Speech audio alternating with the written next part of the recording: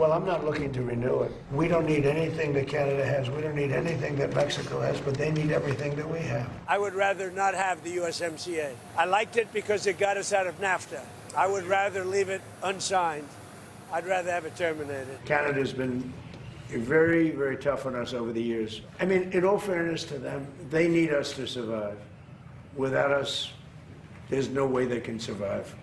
And they have to treat us better. You got to stop these fires from coming in and, poisoning our air. Maybe they should pay us some damages or something, or we should do some tariffs. So the USMCA, are you looking to update that? I don't care. I mean, I don't really want to. I'd rather be independent. Here's the thing. Mexico and Canada need us. We don't need them. The deal is important for them. It's not important for us. Canada has quietly stopped depending on the United States, and that may be America's biggest mistake. While Washington believed Canada had nowhere else to go, Ottawa was already building new trade, new allies, and new leverage. Now the US is discovering that losing Canada's trust could cost far more than anyone expected. Washington operated on one assumption: Canada would always protect its trade relationship with the United States above everything else. Then Donald Trump said out loud that he doesn't care whether CUSMA survives, that Canada needs America far more than America needs Canada. And Ottawa's response stunned observers on both sides of the border. No panic, no emotional reaction. Just a calm, deliberate continuation of a strategy that no longer treats American approval as the center of Canada's economic universe. The comment that triggered this moment came during a news interview. Asked whether he wanted to update the Continental Trade Agreement, Trump was blunt. "I don't care.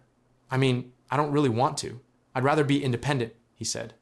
He went further, framing the entire relationship as lopsided. "Mexico and Canada need us. We don't need them. The deal is important for them. It's not important for us." Those words were designed to communicate that Canada had no leverage, that its dependence was so complete that Washington could dismiss the agreement without consequence. The timing sharpened the message. Trump made those remarks exactly as Canada-US Trade Minister Dominic LeBlanc returned to Washington on July 28, 2026, joined by Canada's chief trade negotiator Janice Charette to search for a breakthrough in the talks. The president was publicly declaring the deal unimportant while Canada's top negotiators were arriving in his capital to negotiate it. And notably, the response from Ottawa was not to match his tone. LeBlanc and Charette continued their work. The negotiations proceeded. Canada declined to treat the provocation as a crisis. That restraint reflects a deeper strategic shift. Prime Minister Mark Carney has made clear that while CUSMA remains important, his government is pursuing a broader, comprehensive trade agreement rather than fixating only on the CUSMA file. Carney wants the settlement of CUSMA irritants and the lifting of tariffs on critical Canadian sectors like steel, aluminum, lumber, and autos to be part of a wider deal. During LeBlanc's June trip to Washington, where he met U.S. Trade Representative Jamieson Greer, the minister said Canada was seeking a 16-year extension to the trade agreement. Canada is still negotiating, but from a position that no longer assumes the American relationship is the only thing keeping its economy afloat. The strategy underneath the calm is a pivot from dependence to diversification. Rather than treating every American tariff threat as an emergency, the government has been methodically expanding trade relationships with Europe and the Indo-Pacific while strengthening domestic economic resilience. And if you want the real story behind how Canada is still holding its ground through tariffs, wars, and hard times, hit join below to join the membership for exclusive documentaries you won't see anywhere else about Canada's progress and rise through uncertainty. In a single week, Canada concluded a comprehensive economic partnership with the United Arab Emirates and signed a free trade agreement with Ecuador. It launched a strategic exports office explicitly aimed at doubling exports to markets beyond the United States by 2035. It has signed more than 20 trade and defense agreements over the past year. The message embedded in this activity is that Canada can no longer rely on Washington to honor long-standing trade norms and must build an economy less vulnerable to American political swings. The escalation that prompted LeBlanc's latest trip made the stakes concrete. Trump announced new tariffs on Canada, citing discontent with provincial bans on U.S. alcohol, supply management on dairy, and quotas on certain cars. Wine, hockey sticks, cement, and a long list of other goods will face 50% tariffs. And crucially, unlike many of Trump's other tariffs, the new duties carry no exemptions for goods compliant under CUSMA. The Continental Trade Pact had previously shielded Canada from the bulk of Trump's tariffs. By stripping out the CUSMA exemption for the August measures, Trump signaled that the agreement's protections could no longer be counted on, which is precisely the reasoning driving Canada's diversification. The scale of what is at stake underscores why the old assumption held for so long. From January to May 2026, Canadian exports to the United States amounted to $163 billion US.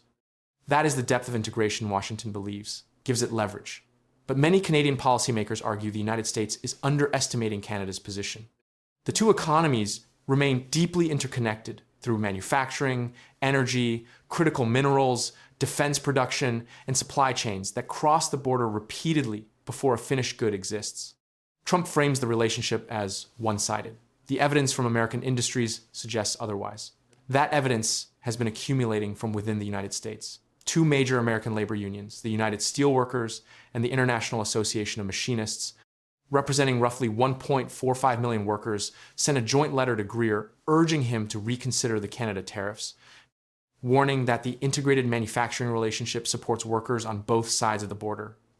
A U.S. senator issued a blunt appeal over collapsing tourism revenue. American homebuilders petitioned for lumber relief. American farmers forced a rapid reversal on potash tariffs. Business leaders and labor organizations in both countries have warned that prolonged tariffs would ultimately harm American industries and workers as much as Canadians, which directly contradicts Trump's claim that the relationship is one-sided.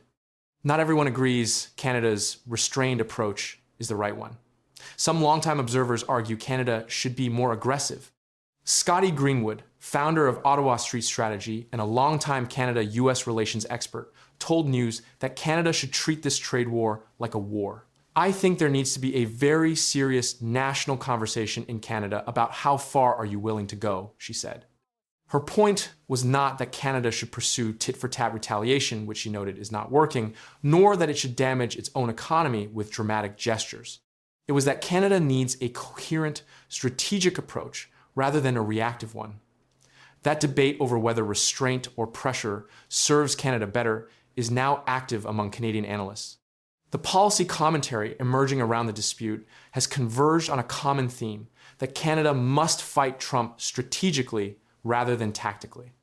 Analyses in Policy Magazine and the Calgary Herald argued that Canada needs a coherent CUSMA strategy rather than an emotional response to each provocation. The Hill Times examined the possibility of a Canada-US deal that doesn't need CUSMA to happen, reflecting how far the conversation has moved from assuming the agreement is indispensable. The through line is that Canadian policymakers are no longer treating the preservation of the old arrangement as an unquestionable priority. The broader signal Canada is sending is that its priorities are evolving, rather than chasing every shift in Washington's political agenda. Ottawa is communicating that it will negotiate when doing so serves Canada's interests, but it is also building toward a future that depends less on American approval. LeBlanc and Charette are in Washington negotiating. Simultaneously, CEDU is launching an exports office aimed at Asia and Europe, Carney is signing energy deals with Germany, and Canadian trade missions are fanning out across 3 continents. The two tracks are not contradictory. They are the strategy negotiate the American relationship while systematically reducing the leverage it holds.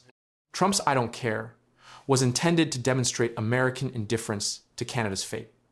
What it revealed instead was a changed dynamic.